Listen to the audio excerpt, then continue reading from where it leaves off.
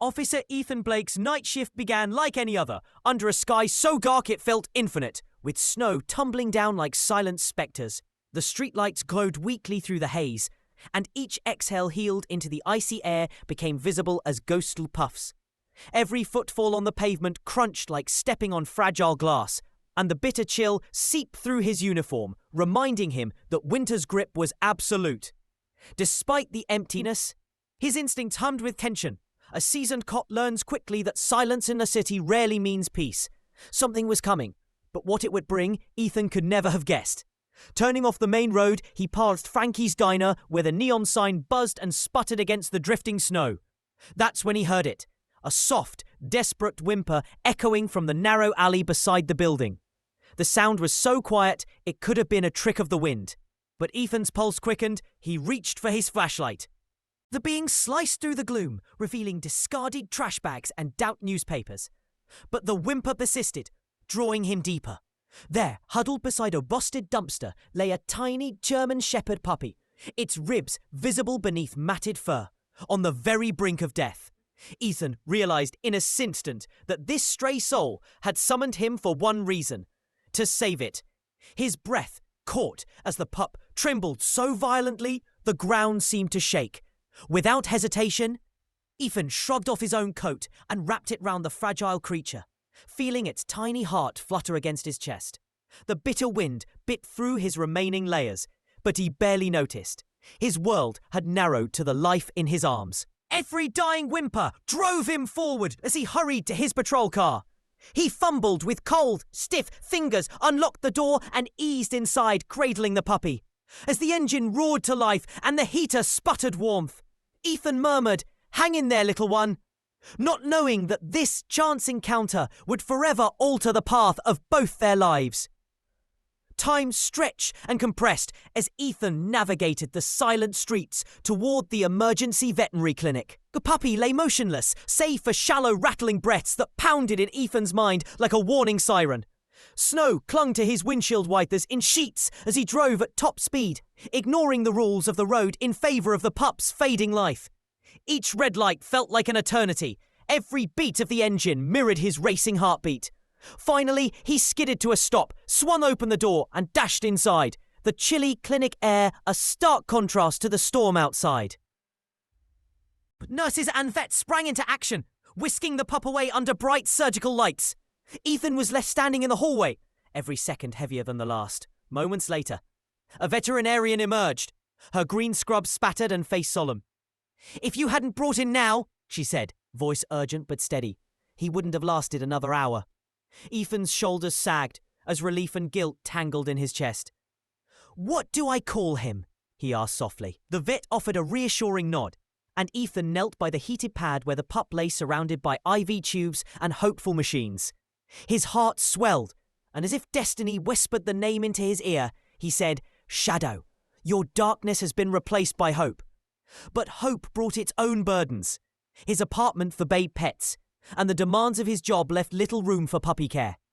He faced a heart-wrenching choice: keep this life dependent on him, or set it on a greater path.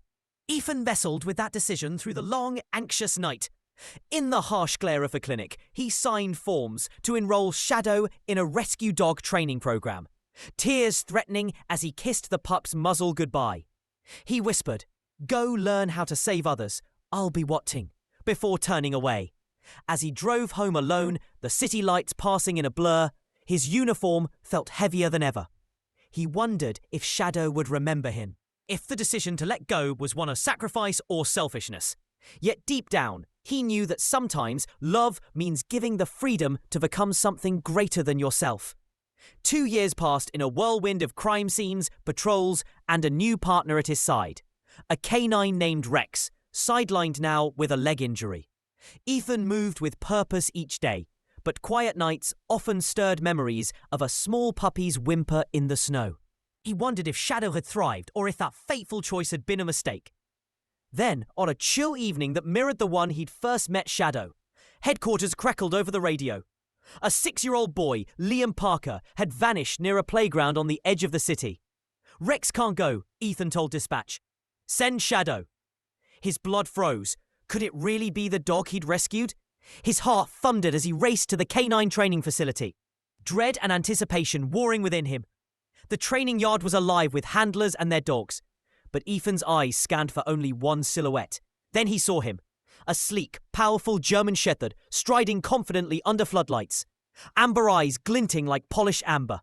Shadow's ears pricked at the scent on Ethan's uniform, and recognition softened his stance before excitement rippled through his body in a controlled wag.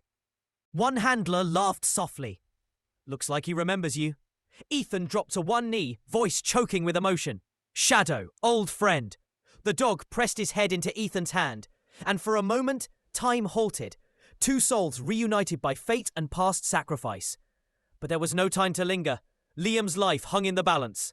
Flashlights cut arcs through the dense forest, where tall pines loomed like silent sentinels. Ethan held up a small blue sweater Liam's mother had clutched, his card in a game of life and death.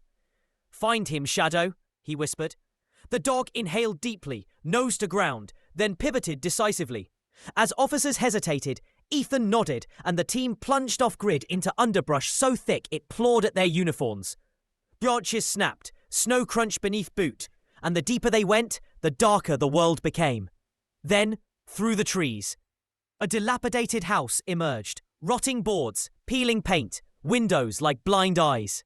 Shadow growled low, warning clear. Danger lurked inside, and the next seconds would decide everything.